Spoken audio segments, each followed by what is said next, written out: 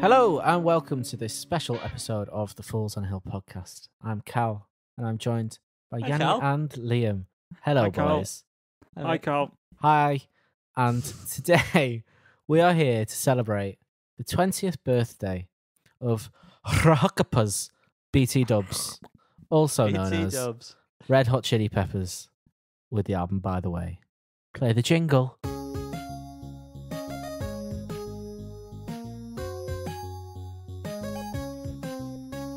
It's a classic. Can't believe it's 20. Only 20. Only bloody 20. Seems older to me. It does seem a lot older, to be fair. This is one of the first, well, not the album, but the tracks from this album were one of the first that I remember actively liking as a ween, Ute. Mhm. as a ute. Yep. As a So ute, it does kind of confuse me that they were actually released around the time and that Mhm. they weren't So- there. Are we already into it? I feel like that was This a is good it. place We're We to. were just talking about the album, yeah. no? I think we kind of skipped over the jingle a little bit, but Yeah, we just did. crack on, you know, Well, we'll that's work out what in post. editing's for. Brilliant. Yeah. Yeah. By the way, this Yeah? is mad. This first fact, because I've got all the facts. Are you ready? Are you ready for Shit. this? And I'm not reading these word for word off Wikipedia. I swear down on someone else's mother's life. By the way, is the 8th Jeez. studio album, which is Wow. fucking mental. How Minimal. can your 8th studio album be the best album you produced? Oh, that's a spoiler, isn't it? It's giving it away. Jeez. By American, in case you couldn't guess, rock band Red Hot Chili Peppers with one L. It was released That's true. July 9th, 2002, as Carl said, celebrating its 20th birthday. That is, I remember those days. that is not that long ago, really, for us. It sold more than 286,000 copies in its first week. Peaked at number 2. Oh. Oh, that's upsetting. Hasn't even begun to peak. Hasn't What a even. The singles from this, which we'll cover in a bit, were, by the way, the Zephyr song, Yes, Can't Stop, Dozed, Was it? and I Which never Is knew that Mad, was a single. and Universally Speaking. I didn't know those was a single. Apparently Wow, so. strange. This album, as many Red Hot Chili Peppers album, was produced by Rick Rubin. And it was recorded in California. Brilliant. The writing for this began during their Californication tour. Californication was their sort of reunion with John. The first reunion.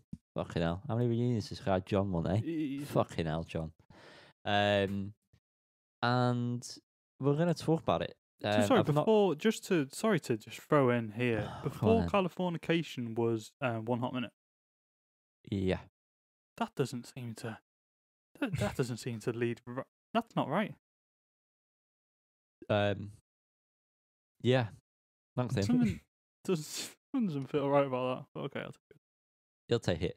We're going to go track through track. That's not how we say it. We'll go through this track by track, starting with the title track, By the Way.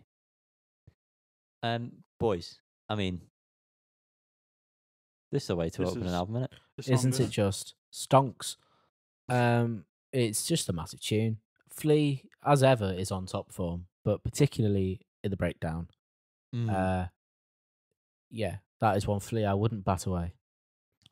I'm going to be honest with you, boys. I don't love the verses in this song. I don't. But I do really like the chorus and the intro and that part. Very much. Is It's that always been one because for me. it has an offensive word in, so you can no longer like it? I'm not actually aware of that. But yes, that is Yeah, now what's the reason. offensive word? Thank you for giving me a I'll reason. bleep it.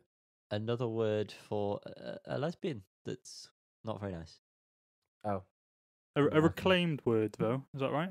Yeah, unless you're a lesbian, in which case use all the time and places that you want to. By the way, I disagree with your point. I like every aspect of this. But the bass, by Flea is phenomenal. Bass is great. Great way to open the album in your face. Moving on, we've Great got back and vocals University from John Speaking as well. Sorry. throughout the album, throughout. Yeah, definitely. But moving on, because I've already done it, Liam, so shut your mouth. Is University Speaking. Great track again. It's just nice to go and listen to an album where you can put it on and you just know that you're gonna get great songs back to back without having to worry or think, oh, God, this song was coming on next. Fuck. No, you don't get that. Still great song. Holds a special place for me. Don't know if it does for Liam, but does for me. Holds a Don't know special why I place for listened to me it. because covered it as part of mine and We did. Liam's first foray into a band, Mhm. which Callum was what was it? Kicked out of. That was it. Kick off brutally, yeah. And we played this live. It was great. We did. I remember practicing this non-stop. And There's hand I cramp still playing love this on bass. this track. Yeah. Bass is fantastic in this It's song relentless. and subtle, I would It say. is. It is. But And there's parts does a towards lot. the end of this song where, before learning to play it, kind of never pick up on, but they're beautiful and they really kind of add alongside the guitar. Are just wonderful. I implore you to really listen to the bass in this song if you haven't already. But yeah, to play it, that beginning part where it's constant, it's an octave. Oh fuck me, that hurt. But yeah, great. It's a very good song. Very good Speaking of song John's backing indeed. vocals, great in this, by the way. I look the Yes. end part where he comes in singing over Anthony with the harmony, beautiful. And I never noticed until listening to it again the other day that there's like a string section during the chorus in like the left ear, like stabby bits, and then it sort of releases into a long note. Mhm. But yeah, I never noticed that. There's quite a couple of times on this album where songs that I know very well or thought I did, there's instruments on it that I had no idea were there. So it was quite nice. It felt quite refreshing to hear something new on a track that I've known what feels like my entire life. Yeah, that's a good point, Yanni. I feel like I've known this track my entire life as well. Proper reminds me of being a wee nipper. The video always made me laugh. It was a carry on from the By the Way video where the taxi driver is returning a magazine to Anthony, Yeah. which is always enjoyable to watch. Wonderful track. Happy times. Definitely. Which reminds me of, not having to pay rent and all that shite. Not having to worry about what the government does. Yeah. Oh God, yeah. Moving on. This is the place from one very happy song to one not so happy, but not in I don't like this song way. I mean, just contextually. I very much like this song. Great. I don't really know what more to say on this. I like Anthony's sort of delivery on the vocals. The scenes bits and the dragged out bits at the end of the phrases are good. And then the guitar, the bloom little bit that comes in, bad impression of that. During the verses, I really like. And the chorus, great. Yeah. This is just a nice time in Red Hot Chili Peppers' career where album tracks are still slappers. And Yeah. it's just a It's wonderful slappers, time. actually. As you said, slappers. As you said, it's nice to put on an album where back-to-back songs are wonderful. And this is another example of that. Definitely, as the guitar tone in this song is just phenomenal. What a great sound. And you're right, Yanni, the little bling, that kind of part of what he's playing just sounds wonderful. Very simple bass line in this as well, which I really think really complements it very well. And just a very well written song.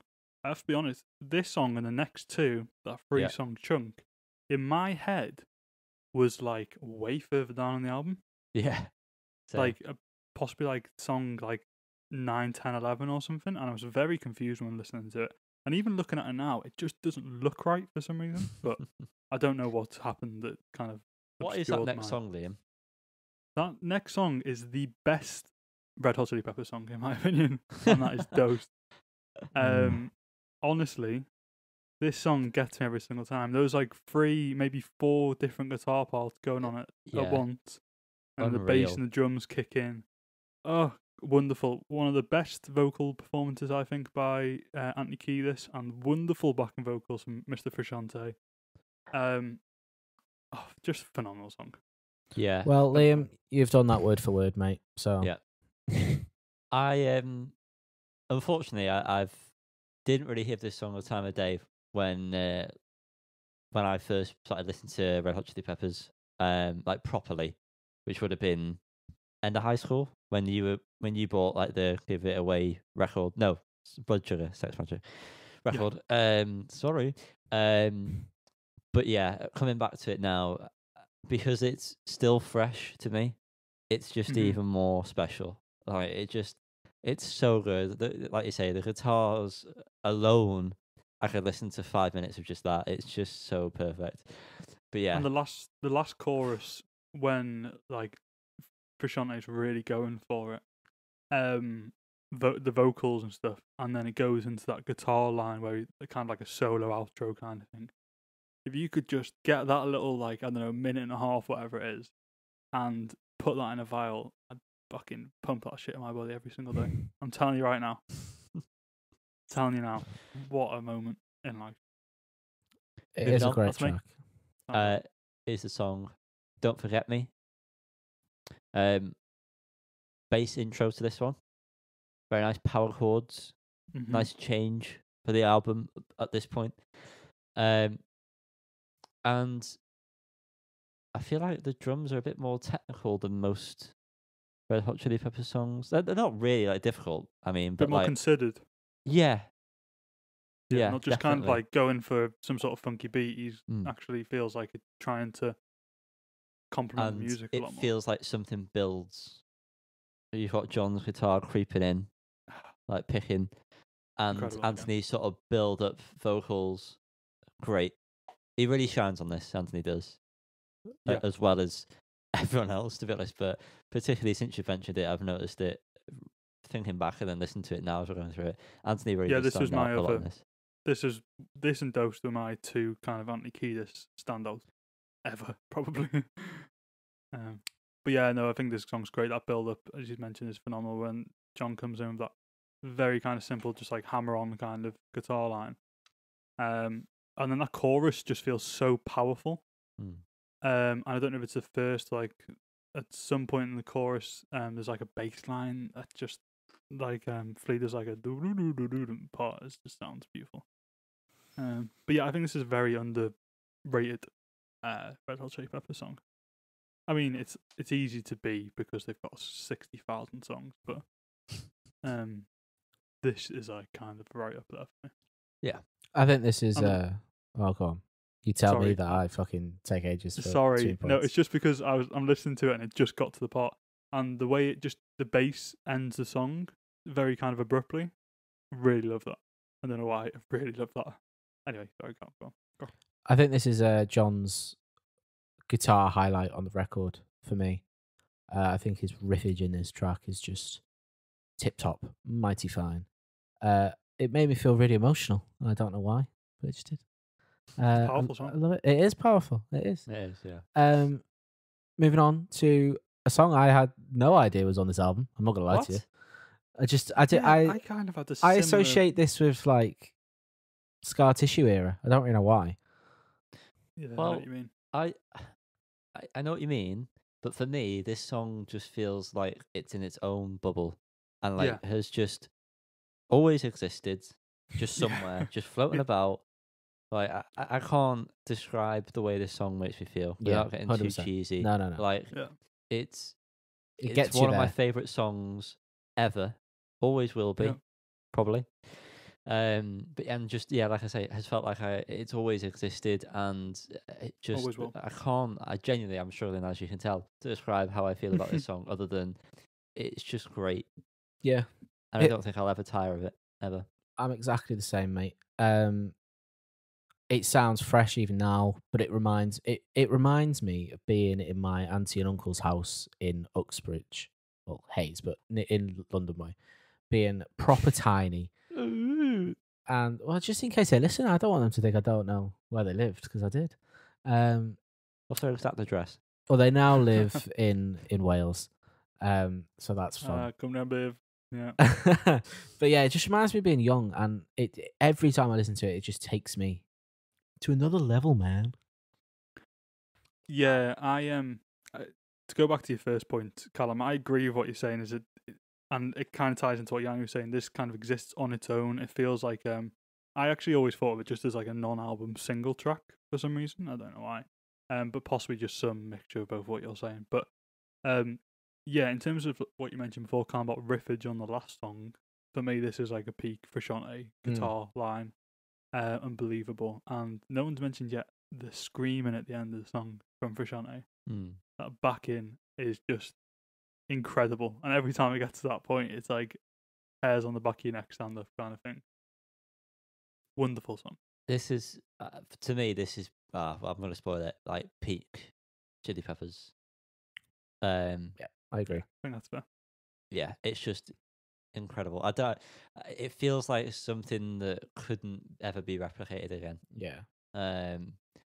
Anyway, moving on. To Can't Stop. A song that probably everyone in their life has heard at least once. Especially if you've been to 42s. Yeah. And if you haven't, fair play to avoiding this because it's That's insane, yeah. It's still a great song. The riff, incredible. It's one of those riffs that when you feel like you've got it, you still haven't got it. There's still little elements to it where you just can't do it like John does it. There's like the constant muting of the guitar strings that you feel like, oh, I'm playing this right, and then you listen to the song and you're like, how is he moving his hands this fast and in this rhythm, and it's not working. And then the bass that sort of follows this, but sort of not great as well. They work so well together. It is straight drumming, so it's pretty typical. But with the rhythms of the bass and guitar, it just works so very well. And Anthony's sort of rappy vocals are great, and John's backing vocals of ours. Nice. The harmonies, he's got the two kind of, unbelievable. And his solo. Sorry, I don't know if you're finished, Johnny. I'm assuming you are. I'm done. Everything you said is correct. Well done. John's solo in this song is great when it's just the guitar, and then it's the bass as well. But the bass, it feels so like raw, and you can almost feel the room, kind of exactly. You can hear the room. You can hear him like hitting the strings, kind of thing, or you can feel it at least. There's a raw energy in the song from Flea, which you would not get from anyone else, and and then those backing vocals. It's just a great song. There's a reason why it's like. Probably, I assume it's in their top most listened songs on like Spotify and stuff. I think it's probably one of the first songs I ever heard of Red Hot Chili Peppers. I'd assume because it's just kind of everywhere at some point. I remember the music video from this. Just it's a great inside a bin. Very good music video. Very simple, but very good. I'm not going to be anywhere near as eloquent as you two. It slaps hard. Thanks. That's all it needs. Moving on, I Could Die For You. At this point, it starts going into songs where I don't really visit them as much, which for a couple of them is quite a shame because there are some very good songs still to come. But this is still a good song, sort of ballady. But yeah, I don't really have much more to say on that. All these sort of elements we mentioned before about John's backing vocals and all that kind of jazz and the bass and all that still ring true. It's just doesn't feel as impactful in this. It doesn't resonate as well as the other songs. I'm getting to the point in the album now where I'm not really familiar with most of these, especially on the same level as the ones we've covered previously. So I'm just kind of gonna phase myself out right about now. But yeah, everything I've said applies to the next 10 songs. They're all extremely good. Red Hot Chili Peppers were clearly at the peak of their powers at this point. Everyone is on top form. All these songs are good. My lack of familiarity comes really with the next song. For this one, I really like the song. I like it. It feels like it's got like a few very distinct parts to it in terms of structure. And I really love the "Come along and go," that kind of high kind of vocal part that Anthony does. I think that's very nice. And the "I Could Die For You" part, it just feels very kind of serene, very very gentle in a way, and nice. Moving Can't on. think of the last word. Nice. Moving on to Midnight, which starts very strangely, sort of breaks your neck a bit. 'Cause you're like, what? Why am I Yeah. hearing this instrument play at the start of the Bittersweet song? Symphony. What else can Yeah. do? It's very weird. I'm going to throw the word in there, juxtaposition compared to the rest of the album. When it starts, but then it sort of gets into it with the guitar and Anthony and everything else, and feels like it's in more familiar territory. I like the pre-chorus, the chorus as well. I feel like it's probably one of the better choruses of the album. To be honest, just gets underlooked as a whole song. John's backing vocals again are great, and in the second verse when there's some kind of woodwind instrument maybe, or a very low stringed instrument that plays, it works so well. I get goosebumps, to be honest, when I hear it. So yeah, I think this is quite an underrated track off the album. Yeah, I definitely agree. Like I said before, this isn't one I revisit much. Although when I've like listened to it, I feel like I've listened to it a million times at the same time. I really like the intro, like you kind of touched on there, and that kind of like siren sound. Kind of sounds a bit like a slowed down kind of. This song for me, makes me feel like I'm what's the video? I can't think. But like Batman, the Schumacher Batman films. Right? Yeah. I can imagine like a video of what the fuck is that music video? It's like a camera going through the streets like that, kind of following a car. Oh, I don't know, but in that Gotham City. Car Crash by Idols. I haven't Or seen Grounds. that. Sorry, I Grounds, haven't seen maybe. that. No, very like kind of a very kind of early noughties. Oh. Something like similar to like a Gorillaz video, if that makes sense. Maybe like no Dares or anyway, Schumacher's Batman. That's where it takes me to. That version of Gotham City.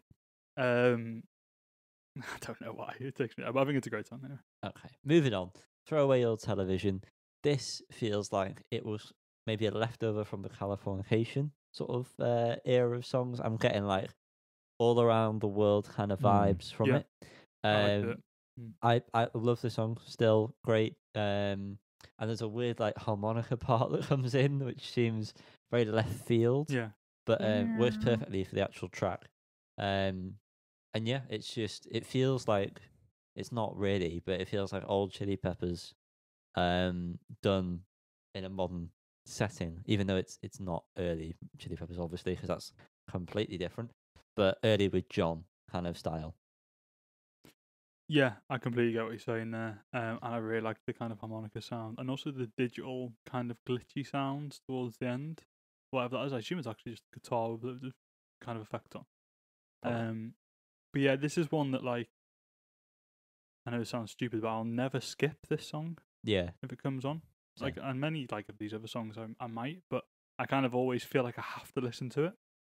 Just something about it just kind of gets me going. I really enjoy listening to it. And that bass line is just wonderful. Great. The way it bounces. Another one where great. it feels like it's raw. Yeah, you're in the room. Yeah. Moving on to the weirdest track on the album. I baffled me again when I re-listened to the album. Cabron. I do not understand why this is on here. It's so bizarre. It feels like it should be on an advert for like a family getaway holiday.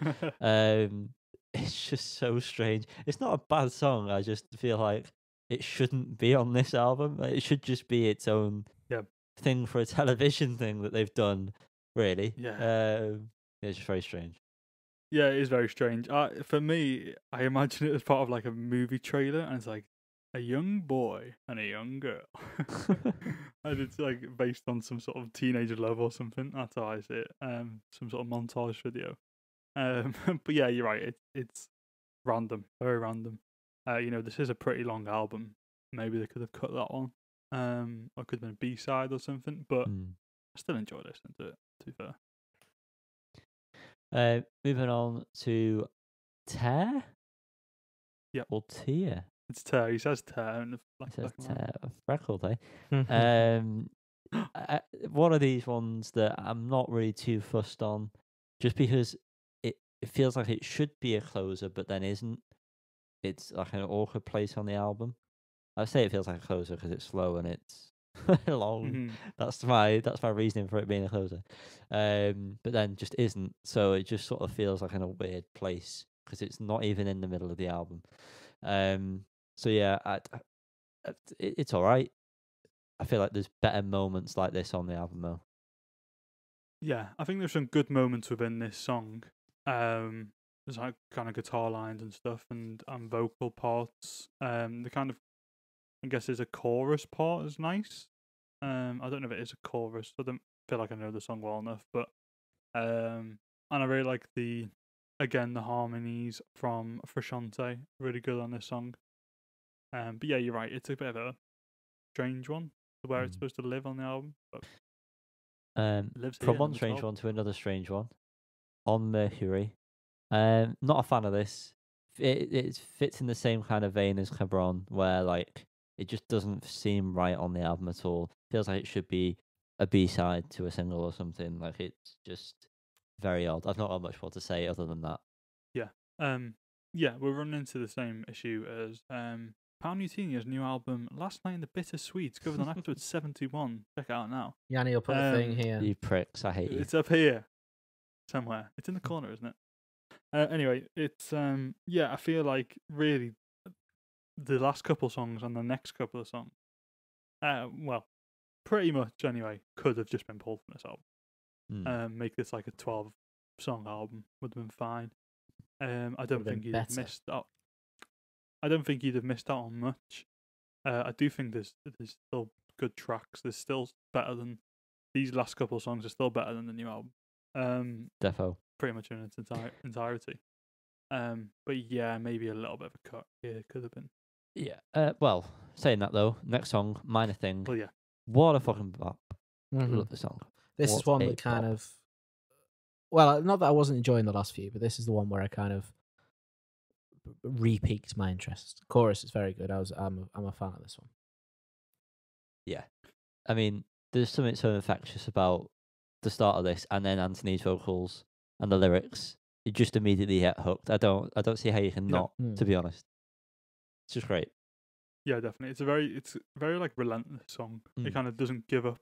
It doesn't give, what's the phrase? Doesn't let you go kind of thing, if that makes sense.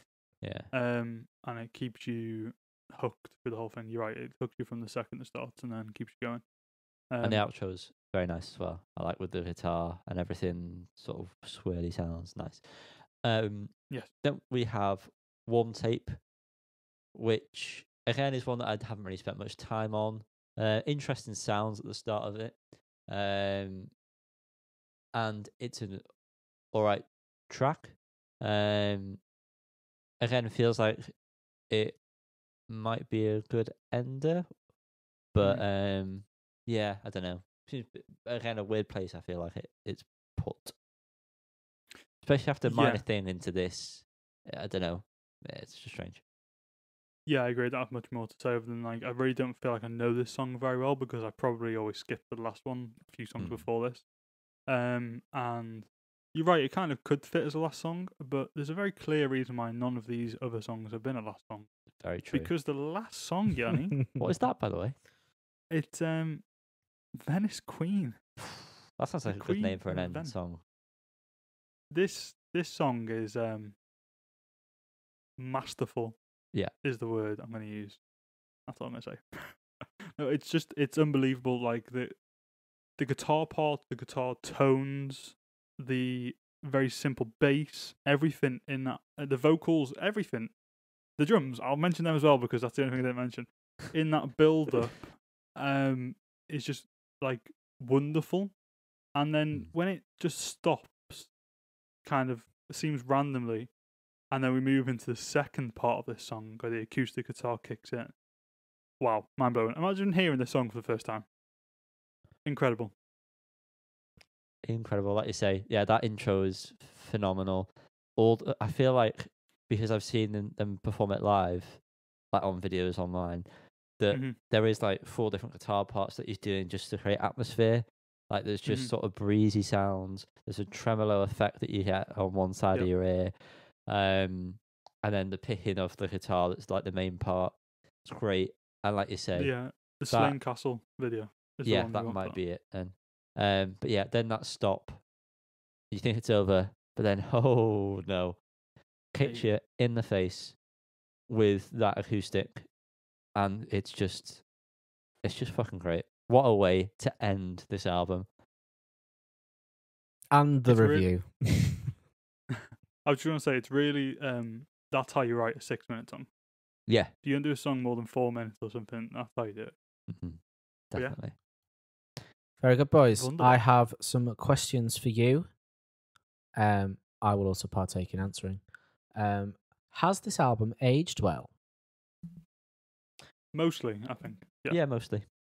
Same as Liam Um, said. I think when you look at like they've just released an album which wasn't very good, with Frusciante coming back, but it doesn't feel a million miles away. There's still Chili Peppers. I think Chili Peppers are always very clearly Chili Peppers. Apart from like, One Hot Minute was slightly different. The first album with Klinghoffer was pretty different. And so was the second album with Klinghoffer. But it if you know Chili Peppers, it definitely holds up. I think outside of that, they're so kind of unique as a band that Mm. it's a hard question to answer because they kind of exist out of time and space. And like songs like the Zephyr song that feel like they've always existed and always have existed. Like the album in a way feels the same way. There's some tracks that do feel very kind of 2002. Like By the Way, I feel is one of those, and like Midnight again, like with the whole Batman reference that I brought up earlier. But in general, I think it sounds great. Yeah. And it's maybe too unique to really answer that question. Fair enough. Next question is, what is your first experience with a record? And I think we've all kind of delved into this one where, well, I personally don't know because it's been in my life forever. Yeah, I feel like that. And I do feel like my first conscious awareness of this album would have been with Zephyr song in particular. Because I just remember that being on the radio. Same with Coldplay. I know this is like miles apart, but like I remember, Yeah. Coldplay were like big. Obviously, they're Yeah, big anyway, but big at that's the a good time. But I point. remember like hearing like something from Rush Your Blood to the Head kind of time. Although that would have been later, I think. But Was anyway, that yeah, free? I don't know. Anyway, but those kind of, that kind of era for things, and that just holds like a very special place. So the Zephyr song was probably my first experience with it. Was that the question? I can't remember what the question was. Well, yeah. Liam? For me, I would have heard Can't Stop all over the gaff, like I mentioned before. But really, the rest of the album wasn't till like kind of the end of high school. Like Yanni mentioned before, and I got like Blood Sugar on vinyl, and also By the Way around the same time, and kind of really started listening to the Chili Peppers. But like universally speaking, for example, the first time I heard that was when we were going to start covering it as a band. Yeah. Sorry. So that places it really. If I didn't hear that song, it's the second song on the album, so it must have been around 14, 15, 16, something like that. I think for the actual album, I'm probably the same as you there, Liam, but like the singles of this album have been in my life forever, which is what I should specify. It's only Can't Stop for me, to be honest. Oh, probably By the Way. I probably heard By the Way. So moving on to your favorite tracks, I'm gonna personally discount the Zephyr song because one, I don't associate it with this album, and two, it's the obvious answer. So I think we should all stay clear of that. And I'm going to say universally speaking because it does remind me of being so young. And I've just had a 5-minute warning that I need to leave. So if we could do this quickly, that'd be great. We're not far. Yeah, I would probably say the same, universally speaking. I mean, mine would be Dosed, so my second would be Zephyr song. Am I still banned from saying Zephyr song? Yeah, fucking hell. Okay, so I'm not Rules, going first yeah. favourite song. Okay. I Why are really you like not this. saying Dosed? I don't get I it. just said those two be number one. That's what I just Well, said. there we are then. So And that's your my answer. second. Oh, okay. Fair. How does it compare to their other works? It's the best. It's the best, hands It's down. their best album. Yep. They are at the peak of their There you powers. go. Yeah. We love this Yeah. album. We love Red Hot Chili Peppers. Is that we all love the the memory? questions We you've love the got for memory. us? That is all the questions. Wow. Apart from, can Oh. I leave now, please? In a second. I think we're done. Yeah. Thanks for listening to this classic album spotlight. If you've enjoyed the video, like and subscribe and comment below answers to those questions. Maybe that'll be good. That'd be wouldn't it? nice. We should have done that Yeah. many times ago. Yes. If you want to know where to find us on the socials while you're watching the video, well, go to the description. It's all there, baby. God, I tell you if every you're- time. You're listening to us. Do we do that still? Do we still post it as a? Yeah. Then go to at Fools on the Hill podcast for Instagram and Facebook, at Fools on the Hill pod for Twitter. And if you feel like just having a goosey hander at our faces, then head on over to Fools on the Hill podcast. If you type that in on on YouTube even, then you'll get right. it. I'm trying to rush because you're He's panicking me. rushing it. It's taking longer because he's rushing. I know. I'm not rushing. I'm Welsh. You Greek, really. And a little bit of Greek. Don't lie. Smash plates and dog vision, and that's me. Thanks for listening. And on that note, if we're gonna say one note each, I'm gonna count down from 3, and then we've got to give one note. Okay. Go on. Okay. 3, 2, 1. G C. sharp. Don't know what that was. No, me neither. Okay. Thank you, everyone. Bye bye.